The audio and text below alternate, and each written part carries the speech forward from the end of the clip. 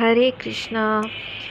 இதில் வந்துட்டு கவிராஜ கோஸ்வாமி அப்படின்றவர் வந்து கிருஷ்ணருடைய எனர்ஜிஸ், அதாவது சக்தியை பற்றி சொல்லியிருக்காரு. அதை வந்துட்டு ராதாநாத் சுவாமி மகாராஜ் அவர் வந்து ஒரு சின்ன ஆர்டிக்கலாக த பயோனீர் அப்படின்ற ஒரு வெப்சைட்டில் வந்து பப்ளிஷ் பண்ணியிருக்காங்க. அந்த ஆர்டிக்கல் வந்து இங்கிலீஷில் இருக்குது. இது வந்து நம்ம தமிழில் ஒரு சின்ன பதிவாக பார்க்கலாம். ஹரே கிருஷ்ணா. கிருஷ்ணருடைய சக்திகள்னு பார்த்தா அது முவ்வகைப்படும். இன்டர்னல் எனர்ஜி, அதாவது அந்தரங்க சக்தி; எக்ஸ்டர்னல் எனர்ஜி, புறசக்தி. பிரகிருதி, மாயையெல்லாம் புறசக்தியில் வருது.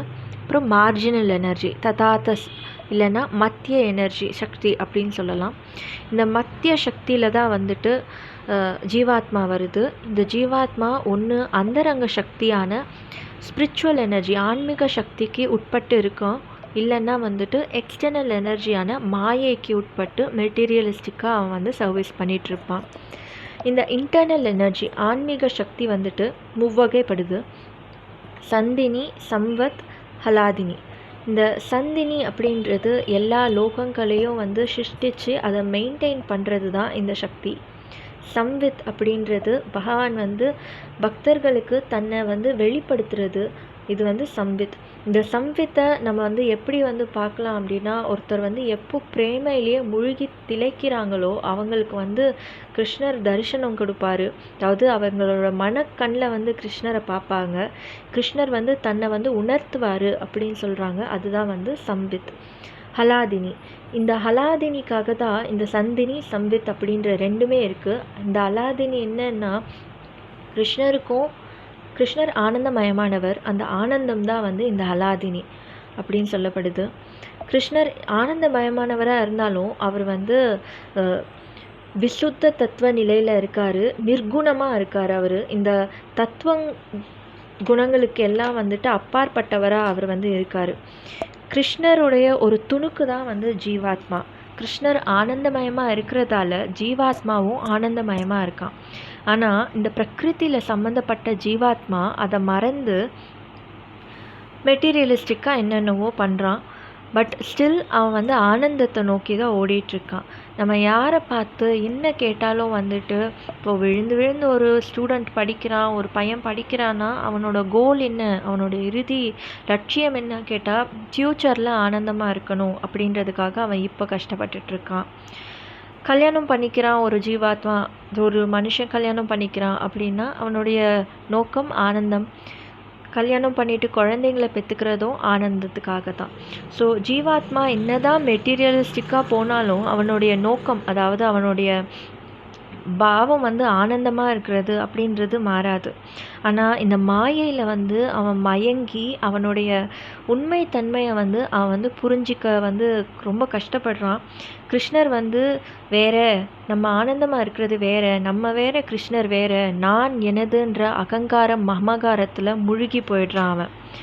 ஒரு செடியோடைய பிரதானம், அதாவது ஒரு செடியோட பிரதானம் வந்து வேர் எப்படியோ அந்த மாதிரி வந்து இந்த ஜீவாத்மாவுடைய பிரதானம் வந்துட்டு கிருஷ்ணர். அந்த வேர் வந்து கண்ணுக்கு தெரியலனாலும் வேர் இருந்தால் தான் வந்து ஜீவாத்மா. வேர் நல்லா இருந்தால் தான் செடியும் நல்லா இருக்கும். ஒரு ஜீவாத்மா சந்தோஷமாக இருக்கணும் அப்படின்னு நினச்சா அது கிருஷ்ணரை வந்து ப்ளீஸ் பண்ணாலே போதும், அந்த ஜீவாத்மா சந்தோஷமாக இருப்பான். அதே மாதிரி ஒரு செடி நல்லா இருக்கணும்னா அதோட வேரை வந்து நம்ம வந்து தண்ணி ஊற்றி நல்லா பத்திரமா பார்த்துக்கிட்டா போதும், செடி வந்து நல்லா சுபிக்ஷமாக இருக்கும். ஜீவாத்மா வந்து கிருஷ்ணரை எப்படி வந்து ப்ளீஸ் பண்ணுறது, எப்படி வந்து கிருஷ்ணரை வந்து ஆனந்தப்படுத்துறது அப்படின்னு கேட்டால் அவர்கிட்ட சரண்டர் பண்ணணும். கிருஷ்ணர் தான் எல்லாமே அப்படின்னு சொல்லிட்டு அந்த ஜீவாத்மா உணர்ந்து கிருஷ்ணர்கிட்ட சரண்டர் பண்ணிடணும். அவனுக்காக, கிருஷ்ணருக்காக எல்லா வேலையும் அந்த ஜீவாத்மா பண்ணும்போது கிருஷ்ணர் வந்து சந்தோஷம் அடைகிறாரு. கிருஷ்ணர் சந்தோஷமாக இருக்கிறப்போ அவர் தான் எல்லாருக்கும் அந்தராத்மா. ஸோ எல்லா சுற்றி இருக்கிற ஜீவாத்மா, தேவதைகள் எல்லாருமே வந்து சந்தோஷமாக இருக்காங்க. அவன் இந்த ஜீவாத்மாவுக்கு வேறு எந்த ஒரு ரெஸ்பான்சிபிலிட்டியும் எந்த ஒரு பொறுப்பும் இல்லாமல் அவன் வந்து நித்தியமாக சந்தோஷமாக இருக்கிறதுக்கு ஒரு வழியாக அவன் காட்டுறான். அப்படிப்பட்ட கிருஷ்ணருக்கு யார் சந்தோஷம் தராங்க, அவருடைய சந்தோஷம் எது அப்படின்னு ஒரு கேள்வி வரும். அதுக்கு தான் அந்த ஹலாதினி, அவருடைய அந்தரங்க சக்தியில் ஹலாதினி அப்படின்ற ஒரு சக்தியை பார்த்தோம். அந்த சக்தி தான் கிருஷ்ணருடைய ஆனந்தம். அந்த சக்தி தான் ராதாராணி. அதனால் கிருஷ்ணர் வேறு, ராதாராணி வேறு இல்லை. கிருஷ்ணருடைய ஆனந்தம் தான் ராதாராணி. கிருஷ்ணர் எந்தெந்த அவதாரம் எடுக்கிறாங்களோ அந்தந்த அவதாரத்தில் அந்தந்த பாவத்துக்கு ஏற்ற மாதிரி ராதாராணியும் கிருஷ்ணர் கூடவே போய் அவருக்கு ஆனந்தத்தை தராங்க. கிருஷ்ணர் மகாவிஷ்ணுவாக பார்க்கடலில் இருக்கிறப்போ மகாலட்சுமியாக ராதாராணி இருக்காங்க. திரேதா யுகத்தில் ராமராக பிறக்கிறப்போ சீதையாக இருந்து ஆனந்தத்தை தராங்க. கிருஷ்ணராக துவாபர யுகத்தில் பிறக்கிறப்போ ராதாராணியாகவே வந்து இருக்காங்க. அதனால் எந்தெந்த யுகத்தில் எப்படியெல்லாம் வந்து பகவான் வந்து அவதாரம் பண்ணுறாங்களோ அந்தந்த நிலைக்கேற்ற மாதிரி அந்தந்த பாவத்துக்கு ஏற்ற மாதிரி ராதாராணி கூடவே இருந்து ஆனந்தத்தை தராங்க. ராதாராணி இல்லாமல் கிருஷ்ணர் வந்து சந்தோஷமாக இருக்க முடியாது, அதாவது ஆனந்தமாக இருக்க முடியாது. நம்ம எல்லாருமே வந்துட்டு ஆனந்தமயமான ஜீவாத்மா வந்ததே வந்து கிருஷ்ணருடைய ஆனந்தத்திலேருந்து. அப்பேற்பட்ட கிருஷ்ணருக்கு ஆனந்தத்தை தர்றது ராதாராணி தான். ராதாராணி எவ்வளோ முக்கியமான பங்கு வந்து வகிக்கிறாங்க அப்படின்றத இந்த ஆர்டிக்கல் வந்து ஒரு அழகான ஒரு பதிவு பண்ணியிருக்கு. ஹரே கிருஷ்ணா. जगद्गुरु श्रीला प्रभुपाद की जय. गौर प्रेमानंदे हरि हरि हरि बोल.